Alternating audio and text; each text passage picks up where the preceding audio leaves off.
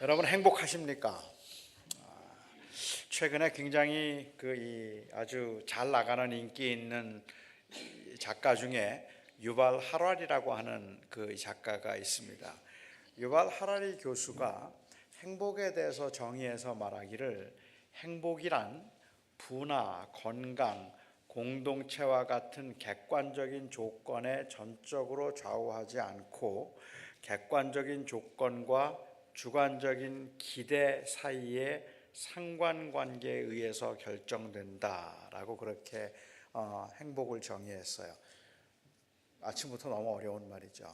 그래서 제가 PPT로 준비를 좀 해보았습니다. 한번 읽어볼게요. 행복이란 부나 건강, 공동체와 같은 객관적인 조건에 전적으로 좌우하지 않고 객관적인 조건과 주관적인 기대 사이의 상관관계에 의해서 결정된다.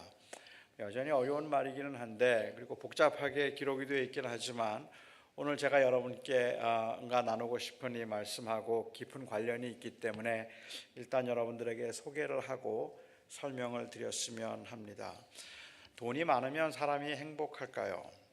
성경은 마른 떡 한 조각만 있고도 화목한 것이 집에 고기와 생선이 가득하고도 다투는 것보다 낫다고 했습니다. 돈이 많으면 행복할 거하다는 말에 동의하지 않는 분들이 많이 있겠지만 그러니까 돈이라는 것은 하나도 중요한 것이 아니고 마음만 편하면 마음 먹기에 달려 있다고 말하는 것도 문제가 있습니다. 마른 떡 한 조각만 있고도 마음이 편안하고 화목할 수 있다면야 좋겠지만 사실은 이 가난과 부족이 다툼의 원인이 되기도 하고 그리고 또한 이 가난과 부족이 우리의 걱정의 원인이 되기도 하기 때문에 그렇습니다. 특별히 교인들의 경우는 먹고 살기가 너무 힘들고 버거운데 자꾸 자족하라 그러고 범사에 감사하라고 하고 기뻐하라고 하면 그렇게 늘 기뻐하지 못한 채 불안해하고 그리고 이 불만스럽고 또 염려 가운데 있는 자기 자신이 왠지 믿음이 없는 것 같아서 불필요한 죄책감마저 갖게 됩니다. 조건이나 상황은 하나도 갖추어지지 않았는데 자족하라고 말하는 것에 우리가 선뜻 동의할 수 없는 것은 단순히 우리의 믿음이 적어서이거나 아니면 우리가 가지고 있는 어떤 속물적인 가치관 때문에만 그런 것이 아니라 이 물질의 부족이 가져다 주는 고통은 실제로 크기 때문에 그렇습니다. 우리가 물질이 부족하여서 가난하다거나 아니면 몸에 병이 들어서 아프면 그 가운데도 감사할 수 있으면 좋겠는데 몸이 아프거나 그리고 가난해서 쪼들리기 시작하면 그것 때문에 오는 그 염려와 걱정은 사실은 생각보다 훨씬 더 큽니다. 그것 때문에 우리는 많이 힘들어하기도 하고 그리고 어려워하기도 하죠. 물론 그렇다고 가난해서 불행한 것도 아니고 돈이 많아서 행복한 것도 아닙니다. 가난한 사람은 물질에 대한 기대감이 낮기 때문에 공돈이 100불만 생겨도 그래도 굉장히 좋아요. 그리고 많이 감사할 수 있고 행복해합니다. 부자들은 공돈이 100불 생겼다고 그렇게 행복해하지 않을 겁니다. 그건 돈이라고 하는 객관적인 조건이 행복을 가져다 주는 것이 아니라 사실은 주관적인 기대감이 행복을 가져다 주는 것이기 때문에 그렇습니다. 유발 하라리 교수의 주장에 의하면 복권이 당첨되든 아니면 끔찍한 교통사고로 몸을 많이 다치든 시간이 지나고 나면 이 사건들이 행복에 미치는 영향이 비슷해진다는 거죠. 그 이유는 복권이 당첨되고 나면 그 사람들의 기대감이 높아지기 때문에 이제는 웬만한 일에는 기쁨을 느끼지 못하게 되기 때문에 그렇고 그리고 교통사고로 몸을 많이 다친 사람은 기대감이 많이 낮아져 있기 때문에 그냥 통증이 없는 하루에도 고맙고 그냥 그날 밤에 내가 잠을 잘 잘 수 있었다는 사실에도 고마워하고 기뻐할 수 있게 되기 때문이라고 했습니다. 그러니까 행복이라는 것은 무언가가 채워져야 하는 그러한 그 객관적인 조건의 문제이기도 하지만 그 조건을 받아들이는 마음의 상태, 즉 주관적인 기대감의 문제이기도 해서 행복이란 객관적인 조건과 주관적인 그 이 기대감 사이의 상관관계에 의해서 결정된다라고 말한 겁니다. 조금 이해가 되시나요? 여전히 어렵죠. 간단하게 말하면 돈만 있으면 행복하다는 말도 맞는 말은 아니지만 돈이 없어도 그냥 마음만 추스리면 행복하다는 말도 맞는 말이 아니라는 겁니다. 우리에게 객관적인 조건들이 채워지지 않은 상황에서 그냥 기대감을 낮추어서 행복감을 느끼도록 하는 것이 언제나 바람직한 일은 아닙니다. 사실 저는 이런 분석에 한편으로는 동의하면서도 또 다른 한편으로는 동의하기가 어렵습니다. 행복과 행복감은 구별되어야 한다고 생각하기 때문에 그렇고, 유발 하라리 교수는 행복을 말하고 있는 것이 아니라 사실은 행복감을 말하고 있다고 생각하기 때문에 그렇습니다. 많은 사람들이 실제로 행복에 관한 이야기를 하고 있지만 엄밀한 의미에서 행복을 말하는 것이 아니라 행복감을 말하고 있다는 생각이 들어요.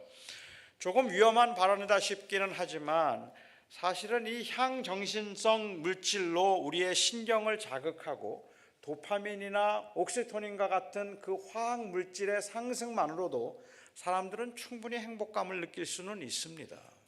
사람들은 그렇게 마약을 하면서도 행복감을 느낄 수 있다는 말입니다. 행복감이 그런 어떤 그런 그 쾌감적인 감각을 의미하는 것이라면, 그렇다면 행복감을 느꼈기 때문에 행복하다고 말할 수는 없습니다. 반대로 행복감을 느끼지 못하기 때문에 그 사람이 행복하지 않다고 말할 수도 없습니다. 마약을 하면서 느끼는 그 행복감, 그리고 그 쾌감은 누구도 원하지 않는, 부러워하지 않는 감각이지만 그때 느끼는 이 쾌감과 복권이 당첨되었을 때 느끼는 쾌감이 생물학적으로 같은 것이라면 단순히 행복감을 느끼는 것은 우리가 추구해야 할 바가 아닐 것입니다. 또한 반대로 우리가 행복감을 느끼지 못한다고 해서 우리가 행복하지 않다고 생각해야 될 필요도 없다는 생각이 들어요. 행복감을 느끼면 굉장히 좋겠지만 그 행복감이 행복을 의미하는 것은 아니기 때문에 그렇습니다.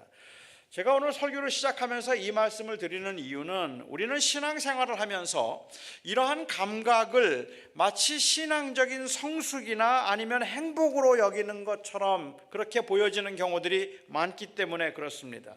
큰 소리를 지르면서 열광적으로 기도를 하고 그야말로 펄펄 뛰면서 찬송을 부르면서 느끼는 그러한 쾌감은 우리가 차치하고라도 때로는 우리가 객관적인 조건에 대한 기대치를 낮춤으로 만족감을 느끼도록 하는 이 심리적 최면 현상이 종교에는 있단 말입니다. 그래서 이 종교에는 어떻게든지 그 기대감을 낮춤으로 사람들이 감사하게 만들고 그것이 마치 행복인 것처럼 느끼게 만드는 거죠. 남편에게 매를 맞으며 사는 부인이 그 현실을 피하지 않고 어떻게 행복할 수 있겠습니까? 이틀에 한 번 맞다가 사흘 동안 매를 맞지 않았다는 사실에서 느끼는 안도감, 지난주에는 매 맞은 자리가 너무 아파서 잠을 잘 수가 없었는데 이번 주에는 그나마 잠을 잘 수 있었다는 그러한 최저의 기대치에서 오는 위로를 우리가 과연 행복이라고 말해도 되겠느냐는 말입니다. 그 사람은 매일 고난 가운데 있는데 그 고난 가운데 있으면서도 남편에게 매일 매를 맞고 사는 그 부인이 오늘은 매를 맞지 않아서 하나님 감사합니다. 오늘은 내가 매를 맞았지만 지난주보다는 아프지 않아서 고맙습니다라고 말하면 저게 신앙의 성숙이구나, 저런 게 행복인 거야 라고 말해도 되겠느냐는 말입니다. 그래도 괜찮겠습니까?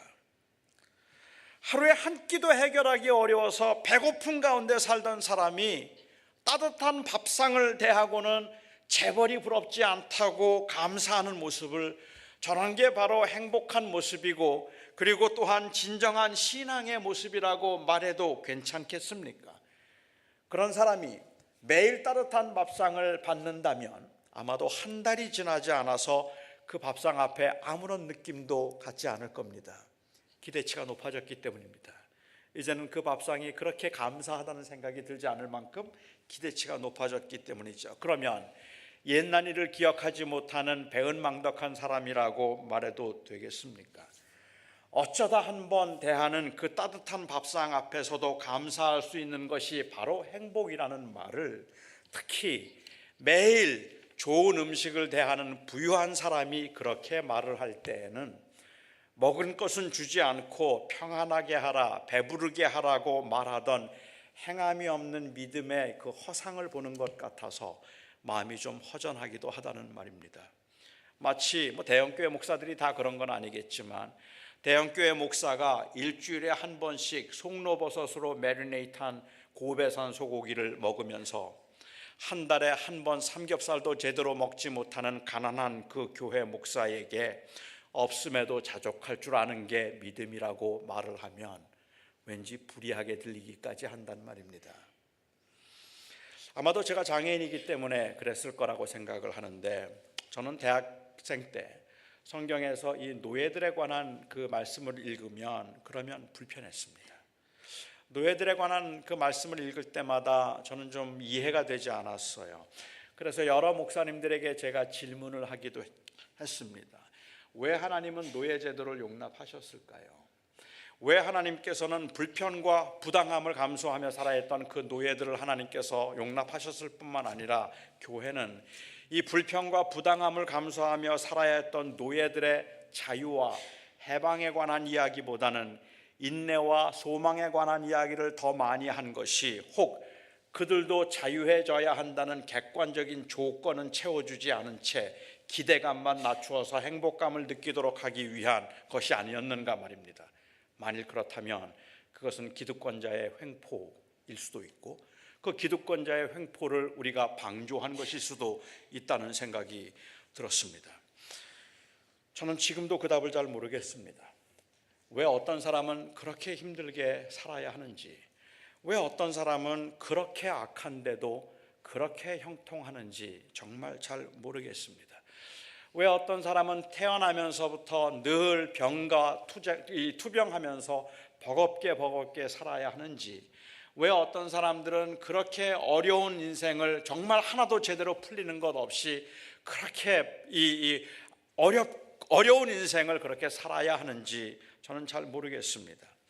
결과적으로 그 부조리와 그리고 고난이 죄로 인하여서 세상에 들어왔다는 것과 그런 인간의 비참함을 하나님께서 불쌍히 여기셔서 구원하기를 원하셨다는 하나님의 선하심을 성경을 통해서 알 뿐입니다. 그러니까 하나님의 선하심을 저는 믿음으로 받아들이기는 하지만 그 하나님의 선하심이 우리 주변에서 일어나는 현상을 보면 이해가 잘 안 된다는 말입니다. 그 전능하신 하나님이 왜 테러를 막지 않으시는지, 그 전능하신 하나님께서 왜 불의한 자들의 형통함을 멈추게 하지 아니하시는지, 어찌하여서 그 선하신 하나님께서 왜 이 땅에서 열심히 살아가는 사람들이 조금 그래도 넉넉하게 살게 해주시지 왜 그토록 형편이 안 풀리게 하시는지 저는 그 이유를 잘 모르겠어요. 그냥 하나님이 선하시다는 것을 믿고 기다리고 있을 뿐이죠. 그러니까 저는 하나님의 선하심이 믿음으로 받아들여지기는 하지만 이해가 되는 건 아닙니다.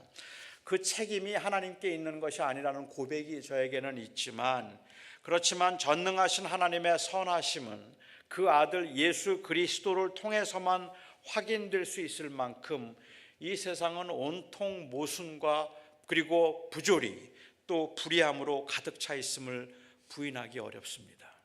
이 세상에는 악한 사람들이 참 많아요. 그리고 악한 사람들이 제법 잘 살아요. 마치 하나님께서 이 노예 제도를 용납하신 것 같은 그 구절들을 합리화시키기 위해서 어떤 사람은 당시 로마 제국의 노예가 5천만 혹은 6천만 정도 되었는데 그 당시의 노예들은 18세기, 19세기 미국이나 유럽에 있던 노예들과는 달랐다라고 그렇게 말하기도 하고, 어떤 사람은 에베소에 사는 인구 전체의 35% 정도가 노예 출신으로서 노예란 것은 삶의 기반을 잡기 위해서 잠시 자신을 팔아서 그곳에서 돈을 벌고 자유의 몸이 될 수 있었기 때문에 에베소에 살고 있던 사람들, 고급 관리나 유명인들 그리고 부자들 중에 노예 출신들이 많았다고 그렇게 말하므로 마치 노예가 자발적으로 택할 수 있었던 직업인 것처럼 미화시키려고 하기도 합니다. 그런 노력들은 노예 제도가 성경에서 용납되고 있는 것 같은 것이 이해가 잘 되지 않기 때문에 이해하려는 시도라고 생각은 되는데, 하지만 저는 동의하기는 어렵습니다. 그렇지 않을 겁니다. 그렇지 않았을 겁니다. 노예들은 비참한 인생을 살았던 사람들입니다. 베드로전서에 기록된 대로 어느 날은 주인에게 잔인하게 매를 맞기도 하고 그 주인의 그 부당한 요구에 억울함을 참아야 했던 사람들이기도 하고, 어느 날은 인간 이하의 모욕과 그리고 대우를 받으면서 극심한 그 수치심을 느끼기도 했던 불쌍한 사람들입니다. 그런 수모와 고난을 당하면서 어느 날 주인이 보내준 그 따뜻한 미소에 행복감을 느꼈다고 해서 그 인생도 행복했다고 말할 수는 없습니다. 그들에게 자유를 주지 않은 채 그나마 좋은 주인 만나서 먹을 것 걱정하지 않고 먹고 살 수 있게 되었으니까 감사하라고 기대치를 낮추고 그리고 필요 조건을 채울 수 있는 상대성에서 행복감을 갖도록 만드는 건 불의해 보이기조차 한다는 말입니다. 그래서 사실 저는 오늘 말씀을 대하면서, 노예들에 관한 말씀을 대하면서 행복과 행복감을 나누어서 생각해 보고 싶었습니다.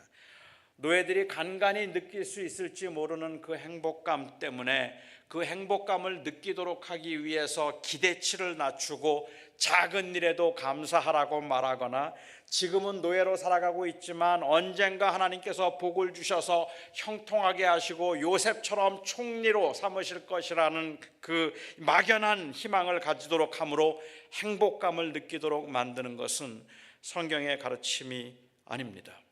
물론 저는 범사에 감사하려는 그러한 긍정적인 자세를 귀하게 생각합니다. 그래서 없지만 없는 가운데에도 오히려 긍정적으로 생각하고 오히려 감사하려고 하는 그 모습이 저는 아름답다고 생각하는데, 저는 그것을 요구할 때 안타까움이 있다는 말이에요. 그것이 있으면 좋겠지만 저는 그렇지 않아도 괜찮다는 생각이 들어요. 오른팔 왼팔 다 끊어지고 오른다리 끊어지고 왼다리 하나 남아서 그냥 정말로 이거 어떻게 살아갈까 생각하고 가슴을 치면서 절망 가운데 살고 있는 사람에게 오른팔 왼팔 끊어지고 오른다리 끊어졌지만 그나마 왼다리가 남아있으니까 그나마 감사하라는 그 말이 어느 때는 좀 무자비하게 들린단 말입니다. 우리는 그냥 남아있는 것에 감사할 수 있는, 그래서 기대치를 최저로 낮추는 심리적 어떤 현상, 이런 것들을, 최면 현상을 우리가 기대하고 있는 게 아니기 때문에 그래요. 믿음 생활하면서 아무것도 없지만, 가진 거 하나도 없지만, 될 것 아무것도 없지만, 그럼에도 불구하고 그래도 허름하지만 조그만 아파트에 있으니까 얼마나 행복해 라고 말하면, 아주 잘 사는 사람들이 그렇게 말할 때는 허전하다는 말이죠. 정말 우리가 기대하고 있는 것들이 그런 것들일까 하는 생각이 들기 때문에 그렇습니다. 저는 그냥 단순히 그 행복감을 느끼도록 하기 위해서 기대치를 낮추도록 한다든지, 아니면 사실이 아님에도 불구하고 마치 모든 사람들을 하나님께서 고난 가운데 노예이지만 애굽의 총리를 만드실 것처럼, 그래서 하나님께서 기업고 복을 주셔서 나중에는 창대하게 될 것이고 나중에는 형통하게 될 것이라는 그러한 막연한 희망을 주는 것도 저는 맞지 않다고 생각합니다. 사실은 요즘에 청년들에게, 옛날에는 우리가 청년들에게 사역을 하거나 설교를 하면서 그들에게 희망을 주기 위해서 열심히 함께 하는 동안에 하나님께서는 그 청년들을 통해서 하나님의 일을 하실 것이라고 그렇게 이야기를 했었는데, 최근에 청년들에게 그런 이야기를 하면 그냥 웃어요. 아니라는 걸 알기 때문에, 아니 너무 힘들기 때문에. 목사님 정말 될까요? 정말 제가 취직할 수 있을까요? 저는 지금 고등학교도 못 나왔는데, 그런데 제가 정말 잘 될 수 있을까요? 그 절망 가운데 있는 사람에게 하나님이 함께 하시면 하나님께서 너를 부자로 못 만드시겠느냐? 그러한 이야기가 그래서 꼭 마치 곧 부자가 될 것이라는 막연한 희망을 주므로 그를 위로하고자 하는 것이 어느 때는 조금 상처를 주는 것처럼 보여질 때도 있다는 말입니다. 에베소서에서도 디모데전서에서도 그리고 오늘 본문인 디도서에서도 이 종들에 대한 바울의 가르침은 아주 차가울 만큼 준엄하다는 것이 저에게는 의아스럽습니다. 그런 아주 열악한 환경에 살고 있는 그들을 좀 따뜻하게 위로하려고 하기보다 오히려 상전의 것을 훔치지 말며 참된 모든 일에 참된 신실성을 드러내고 그리고 정직하게 행하라고 말하고 있는 그 말이 저는 너무 차갑다는 생각이 좀 든다는 말이죠. 행복감을 느끼는 것이 소중하고 필요한 것이기는 하지만 바울이 궁극적으로 추구하는 것은 행복감을 느끼는 것이 아니었기 때문에 저는 이렇게 준엄하게 이야기할 수 있었다고 생각합니다. 성경이 가르치는 전제는 명백합니다. 인간은 애당초 행복하지 않습니다. 인간은 행복해질 수 없습니다. 행복감을 느껴도 인간은 행복하지 않습니다. 인간은 불행합니다. 인간의 불행은 바로 이 인간의 결국은 죽음이고 심판이기 때문에 인간은 결국 불행합니다. 행복해지려고 열심히 돈을 모으고 행복감을 느끼기 위해서 좋은 대학을 가서 좋은 직장을 얻어서 좋은 집에 살고 있지만 120세까지 살려고 애를 쓰기도 하지만 그것이 가져다 주는 것은 일시적인 행복감일 뿐이고 행복하지 않습니다. 노예만 불행한 것이 아니라 주인도 불행하고 가난한 사람만 불행한 것이 아니라 천하를 소유한 왕이라 할지라도 인간은 불행합니다. 인간이 가지고 있는 이 일시적인 소망은 행복감으로라도 만족할 수밖에 없을 만큼 사실은 절망적인 것입니다. 행복감은 마약을 해도 느끼고 그리고 성적인 쾌감에서도 느끼고 박사학위를 받았을 때도 느끼고 좋은 집을 샀을 때도 느낍니다. 그러나 그래서 그 인생이 행복한 것이 아니기 때문에 행복감을 느낀다면, 행복감을 원한다면 행복감을 느끼는 방법들은 다양하겠지만 그 행복감에 안주할 때는 인생이 절망적으로 불행하다는 것을 인정했을 때뿐입니다. 만약에 그냥 80년이 달하면, 아니 100년이 달하면 100년 동안에 우리가 추구하는 것은 행복감을 느끼는 겁니다. 하지만 그 객관적인, 그를 진정으로 행복하게 해줄 수 있는 유일한 객관적인 조건은 죽지 않는 거예요. 생명입니다. 만일 누군가가 정말 다시 살 수 있다면, 그리고 영원히 살 수 있다면 그 영원히 살 수 있는 그 가능성 앞에서 인간들이 이 땅에 살아가면서 행복감을 느끼고 그 순간순간 만족감을 느끼는 것 가지고 결코 행복하다 말할 수 없단 말입니다. 인생이 100년으로 끝난다면 저는 여러분들에게 행복감을 느끼라고, 그것이 중요하다고 말씀드리겠습니다. 행복감을 느끼는 방법은 다양해서 굳이 꼭 돈을 많이 벌어야 되는 건 아니죠. 우리 아이들도 그래서 이야기하잖아요. 우리의 자녀들도 꼭 공부를 잘해야 됩니까? 꼭 좋은 대학을 나와야 됩니까? 내가 그냥 만족하면 되는 거 아닙니까? 라는 게 우리의 자녀들의 이야기고, 부모님은 그런 이야기가 답답하죠. 더 고생 한번 해봐. 정말 고생하면 그런 말 못할걸? 그래서 마치 그렇게 다 누릴 수 있으면 행복하다고 생각하고, 우리의 자녀들은 그냥 돈 안 벌어도 허름한 집에서 하루 종일 게임만 할 수 있으면 그게 행복할 거라고 생각해요. 그런 쾌락적인 감각을 행복이라고 이야기한다면 도대체 돈 많이 벌어서 좋은 집에 사는 것과, 그리고 그냥 죽을 때까지 짧은 인생 한 50살에 죽더라도 50살까지 그냥 게임 열심히 하다가 죽는 것과 뭐가 큰 차이가 있나요? 어차피 인생은 불행한 거 아니겠습니까? 제가 드리는 말씀은 영원한 생명이 있다면 말입니다. 그 앞에서 이것들은 별로 의미가 없다는 이야기를 드리는 겁니다. 인간이 불행한 인간에게 주어진 유일한 이 행복의 객관적인 조건은 생명뿐입니다. 오직 생명뿐입니다. 그 생명만이 인생의 참된 정체성과 인간성의 회복을 가능하게 해줍니다. 바로 이러한 불행한 상태를 가리켜 성경은 죄인됨이라고 부르고, 회복된 상태를 가리켜서 자녀됨이라고 부릅니다. 자녀됨을 통해서 회복된 상태에 있는 사람들은 비록 이 땅에 사는 동안에는 행복감을 느끼지 못한다 할지라도 우리가 누리게 될, 장차 누리게 될 그 영광스러움과 그리고 그 영원한 나라의 상속자로서의 신분 때문에 불안함, 그 정말 힘든데도 우리를 행복하다 말할 수 있는 겁니다. 바로 그 영원한 생명 때문에 그렇습니다. 바로 그 결과 때문에, 아니 그 결과를 가능하게 하신 하나님의 사랑 때문에 우리는 이 땅에 살면서 감히 예수님 한 분이면 된다는 고백을 하는 겁니다.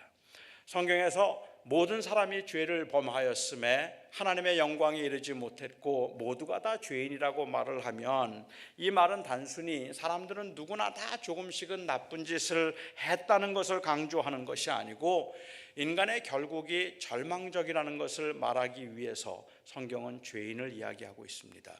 그래서 한 사람이 죄인인 것을 증명하는 길은 어떤 나쁜 짓을 했는가 하는 것이 아니라 사실은 죽음입니다. 성경에서 그 사람이 죄인됨을 증명하는 그 증거는 죽음이에요. 그 죽음 앞에 인간은 아무것도 없어요.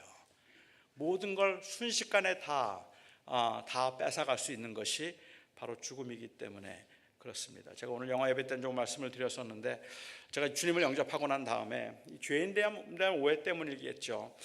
저희 아버님이 교회를 안 다니셨어요. 예수님을 믿지도 않으셨고 교회도 다녀본 적이 없는 분이라 제가 고등학생 때 주님 영접하고 저희 아버님을 전도해야 되겠다는 생각을 했습니다. 그래서 저희가 아버님에게 전도를 하면서 아버지 저하고 같이 교회 다니시면 좋겠어요 그랬어요. 그리고 저희 아버님이 필요 없다 그러시더라고요. 그래서 제가 아니에요 아버지, 모든 사람은 다 죄인이기 때문에 예수 그리스도를 믿고 그 죄 사함을 받고 천국에 가야 돼요. 아버지도 예수님 믿고 그 죄 용서받고 천국 갈 수 있으면 좋겠어요. 그리고 저희 아버님이 저에게 내가 무슨 죄인이냐 그러시더라고요. 내가 도둑질을 했냐? 살인을 했냐? 내가 지은 죄라고는 너희들 키우면서 고생한 것밖에 없다. 그런데 내가 무슨 죄인이냐 그러시더라고요. 그때 저는 저희 아버님이 죄인이라는 것을 증명해야 될 거룩한 사명을 느꼈습니다. 그래서 제가 저희 아버지에게, 아버지 제가 초등학교 5학년 때 아버지 술 취해서 들어와서 이유 없이 나 때렸던 거 기억 안 나세요? 아버지가 어머니한테 손 찍어 말라고 했던 거 내가 봤는데 아버지는 정말 죄를 지은 적이 없다고요? 아버지는 거짓말한 적 한 번도 없으세요? 아버지는 마음속에 욕심을 품었던 적이 한 번도 없으세요? 저는 그날 저희 아버지에게 무지 맞았습니다. 세상에 이렇게 무례한 아들이 어디에 있어요? 자기 아버지가 죄인인 것을 증명하기 위해서 옛날에 5학년 때 3학년 때 아버지가 잘못했던 걸 일일이 열거해서 죄인임을 증명하는 것, 성경은 그런 얘기를 하는 게 아닙니다. 성경에서 모든 사람이 죄인이라고 말을 할 때는 얼마나 좋은 집에 살든지 얼마나 성공했든지 사실은 불행입니다. 그 이야기를 하는 겁니다. 아무 소망이 없습니다.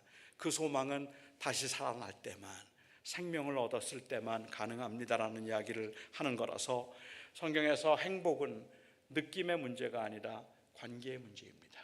그러니까 예수 그리스도를 나의 구주로 영접하여서 하나님이 이제 나의 하나님이 되실 때 비로소 인간은 그 생명 때문에 행복하다 말할 수 있죠.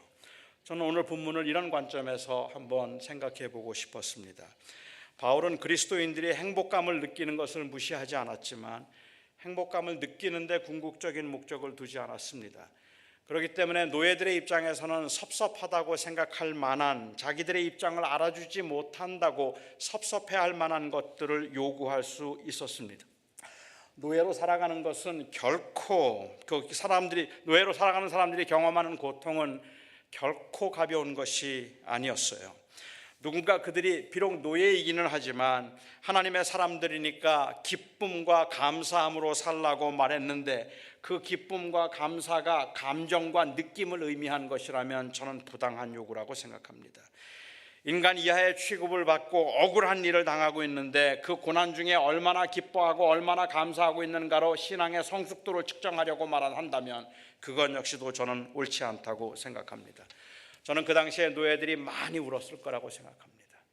때로는 너무 힘들어서 울었을 것이고 어느 때는 정말로 주님 그만 가고 싶다는 생각을 했을 거라고 생각합니다. 초대교회 교인들이 주님 오실 날을 그토록 고대했다면 단순히 그 천국의 그 화려함에 대한 동경 때문만이 아니라 세상에서의 삶이 너무 고되고 힘들었기 때문에 이제 그만하고 싶습니다. 주님 절 좀 데려가 주십시오 하고 그렇게 말했을 겁니다. 우리들도 마찬가지입니다. 아무리 힘들어도 웃자 하면 억지로라도 웃을 수는 있겠는데 문득 다가오는 그 불안함 그리고 그 억울함 감당하기가 어려워요. 어쩌면 그것보다 더 힘든 것은 그런 그 힘들고 어려운 상황 가운데도 지속적으로 요구되고 있는 초연할 수 있는 어떤 신앙적 성숙함의 부재로 인한 죄책감인지도 모르겠다고 생각합니다.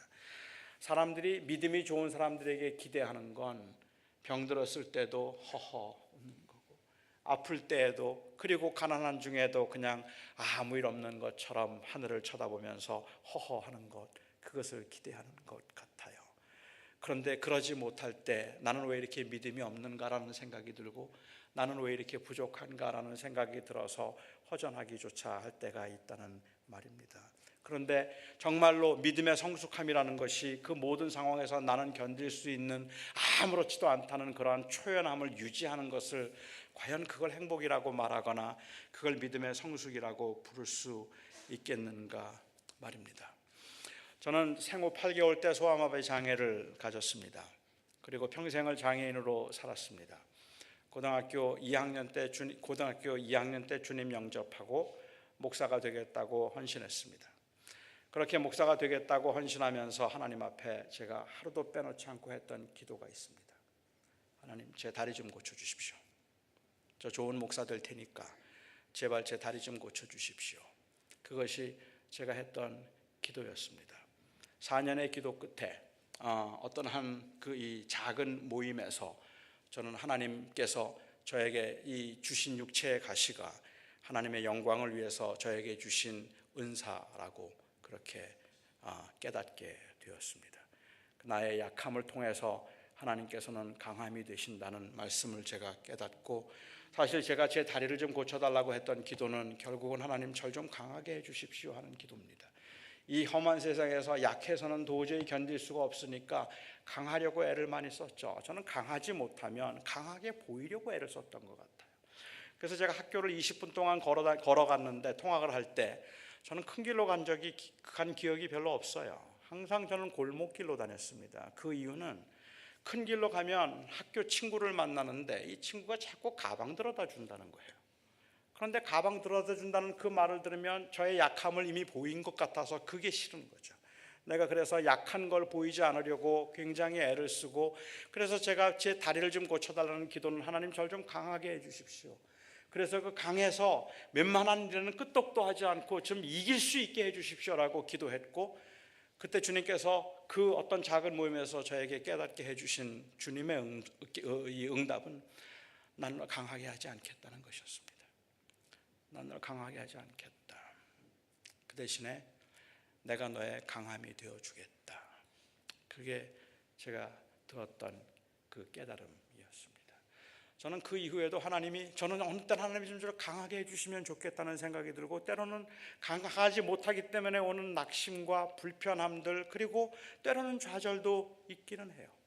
그런데 그런 상황에서 주님께서 저에게 하신 말씀은 I'm not going to make you strong. 난 너를 강하게 하지 않을 거야. But I will be your strength. 내가 너의 강함이 되어주겠다. 다시 말하면 주님께서 하시는 말씀은 넌 나 없이는 못 살아 하는 겁니다. 넌 나 없이는 못 살아. 저는 지금도 우리가 살아가면서 어느 때 우리가 낙심하고 힘들어하는 것 중에 하나가 있다면 하나님 절 좀 강하게 해주세요. 돈 조금만 더 주세요. 저 건강을 조금만 더 주세요. 그래서 제가 좀 더 강해지면 이 땅에서 제가 잘 살겠습니다라고 그렇게 이야기를 하는데 주님께서 우리에게 기대하시는 그 강함이 되어주신다는 건 우리는 정말로 좌절해요. 저는 그때 그 문제를 해결하고 난 다음에 저는 장애 때문에 불행하다고 생각해 본 적은 한 번도 없습니다. 그런데 장애는 저에게 여전히 굉장히 불편해요.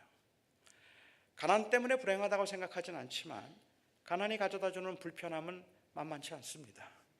그래서 우리는 살아가면서 여전히 연약함을 느끼게 되고 그 가운데도 억지스럽게 행복감을 느끼려고 하는 것이 우리가 기대하는 것이어서는 안 된다고 생각해요. 물론 행복감을 느낄 수 있다면 좋습니다.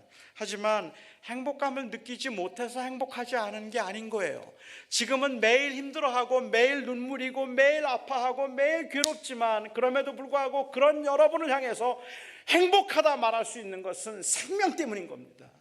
예수 그리스도 때문에 우리가 그렇게 행복하다고 말을 할 수 있는 것이지 그냥 나중에 잘 될 것이거나 아니면 심리적으로 최저의 기대치 때문에 그렇게 말하는 건 아니라는 말입니다.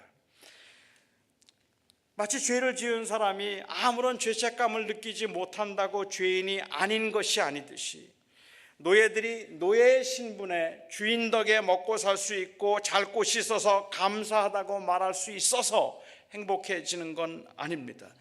그들에게 주어진 조건들은 당연히 변화되어야 될 대상들입니다. 그 조건을 바꾸지 않은 채 행복감을 요구하는 것은 그것은 횡포일 수 있습니다. 하지만 그럼에도 우리 그리스도인들은 조건이 바뀌어서 행복해지는 게 아니라는 걸 아는 사람들이죠. 그렇지 않아도 행복감만 충족시켜줄 뿐이라는 것을 알기 때문에 행복감의 궁극적인 가치를 둘 때는 행복을 포기했을 때뿐입니다. 이 노예들을 행복하게 만들어주는 것은 그냥 심리적으로 최저의 기대치 어떤 그런 것이 아니라 그들을 정말로 행복하게 만들어준 건 생명입니다. 예수 그리스도를 통하여서 그들에게 주신 그 생명, 하나님의 나라를 기업으로 이어갈 수 있게 하신 그 생명이 바로 그들에게 준 행복하게 만드는 유일한 객관적 조건이었다는 말입니다. 바로 그 생명 때문에 바울은 이 노예들에게 참으라고 말하는 거예요. 바로 그 생명 때문에 바울은 노예들에게 내 물건을 훔쳤다고 해서 권리를 주장해서 도로 뺏지 말고 오히려 남의 것을 손대지 말도록 하라 라고 이 부당해 보이는 요구를 할 수 있는 것, 이건 바로 그 생명 때문에 그렇다는 말입니다. 세월이 지나가면서 나이가 들어가면서 사람들은 어제보다 오늘이 더 좋아질 거라는 기대를 하기 힘든 경우들이 많이 있습니다. 몸은 점점 약해지고 사는 건 점점 힘들어지고 그리고 아무런 희망도 기대도 별로 없어 보이는 그 삶에서도 감사하고 만족할 수 있게 만드는 것은 언젠가 잘 될 거라는 기대 때문이 아니라 영원한 하나님의 나라에 대한 소망 때문에 그런 겁니다. 그래서 바울은 당시 노예들에게 그렇게 준엄하게 가르칠 수 있었던 겁니다. 종들은 자기 상전들에게 범사에 순종하여 기쁘게 하고 거슬러 말하지 말며 훔치지 말고 모든 일에 참된 신실성을 드러내라. 저는 지금도 어렵고 힘든 삶을 살고 있는 여러분들에게 그래도 남들과 비교하지 말고 성실하게 살라는 말이 경우에 따라서 얼마나 부당한 말인지 저는 잘 압니다. 나보다 성실하게 살지 않았음에도 불구하고 더 큰 부자가 되고 부정과 불의의 양심의 가책조차 느끼지 않고 돈을 모았던 사람들이 자녀의 신앙에는 아랑곳하지 않고 최고의 대학에서 최고의 자리에 오르는 것을 목표로 산 사람들이 지금 얼마나 행복해하고 웃고 있는지 알고 있는 여러분들에게 인생은 공평하다 말하고 그래도 착하게 산 사람들이 복을 받는다 말하는 것이 또한 아무리 좋은 대학을 간다고 해도 그래서 행복해지는 건 아니라는 위안이 얼마나 힘없는 이야기인지 저는 합니다. 처음부터 흙수저로 태어나서 온갖 몸부림을 치며 제대로 한번 살아보려고 그렇게 애를 썼지만 도저히 넘어갈 수 없는 그 한계 앞에서 수없이 좌절하고 그나마 일할 곳이 있고 그나마 먹고 살 수 있으니 감사하자고 위안하며 작은 일에도 행복감을 찾아가고 있는 그 모습이 대단한 사람들의 성공 앞에만 서면 한없이 쪼그라들고 초라해 보이는데 그래도 감사하라고 말하고 그래도 성실하다고 말하고 그래도 최선을 다해 살자는 말이 얼마나 무모한 말인지 잘 안단 말입니다. 정말 복음을 위해서 살겠다고 헌신했는데 한결같이 복음을 위해서만 살았는데 수십 년 동안을 20명, 30명 되는 교인들을 놓고 가난과 패배감에 시달릴 때마다 이게 결국은 주를 위한 헌신의 결국인가, 이게 전부인가 싶은 사역자들에게 그래도 조금만 더 열심히 하면 하나님께서 그 교회를 부흥시켜 줄 것이라는 말이 얼마나 기약 없는 허전한 약속인지 잘 알고, 나는 이렇게 해서 성공했다는 그 큰 교회 목사들의 성공담이 얼마나 공허한 소리인지도 잘 알겠고, 수만 많아지면 머리만 복잡해지니까 그냥 한 30명 될 때가 좋아, 그 말이 얼마나 태만한 말인지 너무 잘 안다는 말입니다. 그런데 바울이 지금 노예들에게 그걸 요구하고 있는 겁니다. 그런데 바울이 노예들에게 참으라고 말하고, 그런데 바울이 노예들에게 더 열심히 일하라고 말하고 더 순종하라고 말하고 있는 겁니다. 그런데도 여러분은 화가 나지 않으십니까? 조건과 상황을 바꾸기 위해서 뒤집어 엎으라고 말하지 않고, 못된 주인이 임금 제대로 주지 않으면 권리를 찾아서 그의 것을 취하라고 말하지 않고 참으라고 말하는 겁니다. 하지만 이 말은 평생 노예로 살면서 넌 주제가 그것밖에 안 되니까 그냥 없는 중에 기뻐하고 감사하는 법을 배워, 이 말을 하고 있는 게 아닌 거란 말입니다. 단순히 그런 말을 하는 게 아니란 말입니다. 평생 노예로 살면서 항상 기뻐하는 법을 배우라는 말이 아니에요. 이건 행복감의 이야기가 아닙니다. 바울이 말하고자 하는 것은 어떤 경우에도 우리가 영원한 나라의 소망을 두고 나그네로 이 땅을 살아가는 부활의 증인이요 예수의 제자임을 잊지 말자고 말하는 겁니다. 우리의 소망이 거기에 있으니 우리가 이 땅에서는 억울하고 힘들지만 그래도 우리 제자로 살아보자, 그 말을 하는 겁니다. 바로 그 생명 때문에, 바로 그 놀라운 우리가 누리게 될 그 영광 때문에 그렇다는 말입니다. 이를 악물어야 찰 만큼 참기 어려운 상황에서도 그것이 옳은 일이면 한번 참아보자는 말을 하고 있는 겁니다. 저는 그래서 지금은 너무 힘들어서 행복감을 느낄 수 없는 분들, 그냥 불안하고 잠을 잘 수가 없고 화가 나기도 하고 답답하기도 하고 걱정 가운데 그냥 늘 하루하루를 지내야 되는 여러분들에게 감히 오늘 말하고 싶은 겁니다. 괜찮습니다. 괜찮습니다. 예수님이 계시니까 괜찮습니다. 우리에게 그 생명이 있으니까 괜찮습니다. 말하고 싶은 겁니다. 상태가 만족스러워서 괜찮은 것도 아니고 만족스럽지 못하지만 낮은 기대치 때문에 괜찮은 게 아닙니다. 바로 우리가 품고 있는 생명 때문에 괜찮은 겁니다. 우리는 나그네이기 때문에 괜찮은 거라는 말입니다. 제가 한국에 갔더니 한국에 있는 목사님들이 저에게 그렇게 얘기를 해요. 이민 목회는 위로 목회라고 하던데 정말로 이민 목회는 위로 목회입니까? 라고 그렇게 물어요. 그러니까 아마 그렇게 물었던 그 목사님의 생각은 한국 교회에서는 비전을 말하고 그리고 성장을 말하면서 교인들이 열심히 헌신하고 교인들이 열심히 교회를 봉사하도록 그렇게 충성과 헌신에 대한 동기부여를 많이 해서 교인들이 헌신하도록 하는데, 이민교회는 그냥 이민자들을 위로하고 눈물 닦아주느라고 그것만 하다가 마는 위로 목회 아니냐 하는 그러한 의도였던 것 같아요. 제가 그래서 그 목사님에게 오히려 반문했습니다. 목회 중에 위로 목회 아닌 것도 있나요? 그런 이야기를 했어요.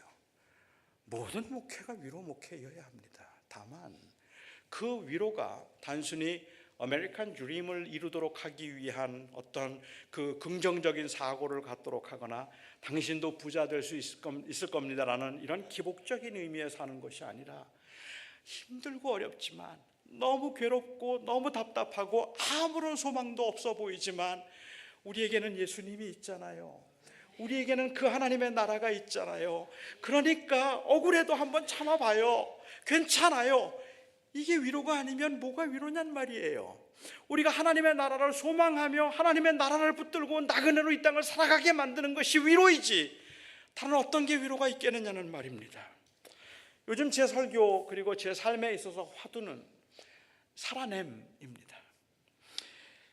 믿음을 지키며 살아낸다는 게 너무 힘들다는 생각이 들기 때문에 그래요. 세상이 점점 더 버거워지는 것 같다는 생각이 듭니다. 요즘 교인들을 보면 그래요. 우리 한길교회도 그랬고, 제가 교인들을 뵐 때마다 너무 많이 지쳐 있어요. 너무 많이 힘들어요. 그런데 그 힘들고 지친 상황에서 믿음을 지키며 사는 게 참 정말 보통 일이 아닌 것 같아요. 그렇기 때문에 제가 그분들에게 자주 하는 말이, 살아냅시다. 주님 오실 때까지, 주님이 부르실 때까지 우리가 나그네 힘을 잊지 말고 살아냅시다라고 이야기합니다. 옛날 노예들이 그랬을 것 같습니다. 노예들이 해방을 기대할 만한 처지도 아니었고, 더 나아질 가능성이 보이지 않는 그런 현실에서 제자로 살아낸다는 것, 그것은 체념이 아니라 사명이었습니다. 그냥 인생 이런 건 뭐 하겠어, 그게 아니라 하나님이 나에게 주신 그 나라가 있으니 참아보자 하는 것이었습니다. 우리는 행복감을 느낄 수 없어도 행복한 사람들입니다. 우리는 행복감을 느낄 수 없는 열악한 환경에서도 생명을 소유한 사람들이기 때문에 그렇습니다.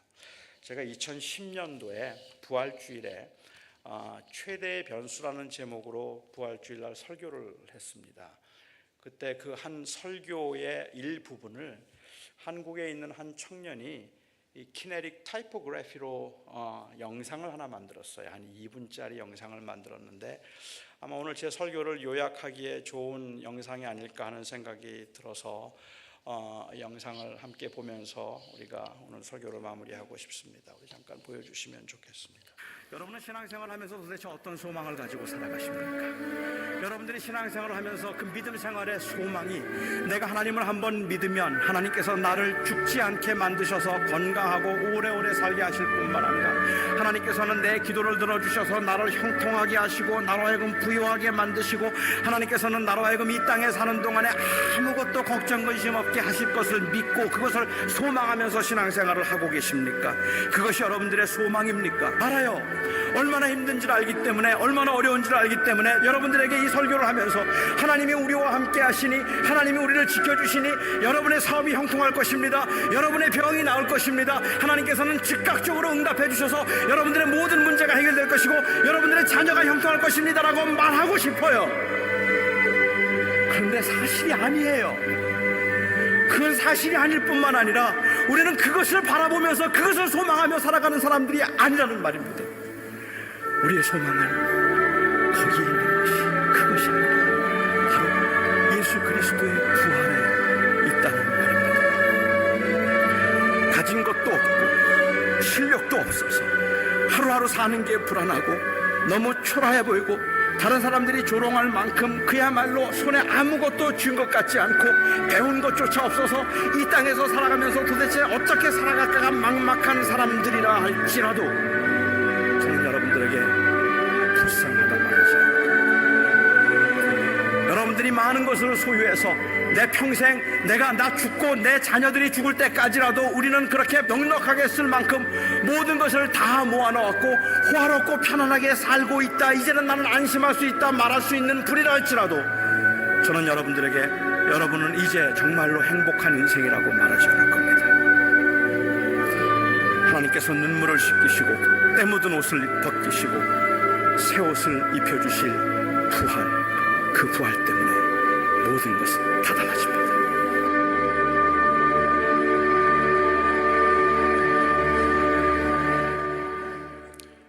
우리는 나그네입니다. 여러분 잊지 마시기 바랍니다.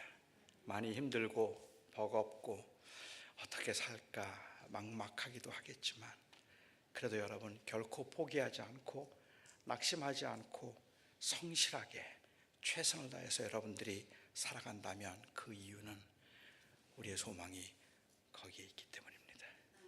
그 하나님의 놀라운 은혜 가운데 이 공동체가 바로 그렇게 하늘을 바라보며 살아가는 나그네 공동체이기를 바랍니다. 기도하겠습니다.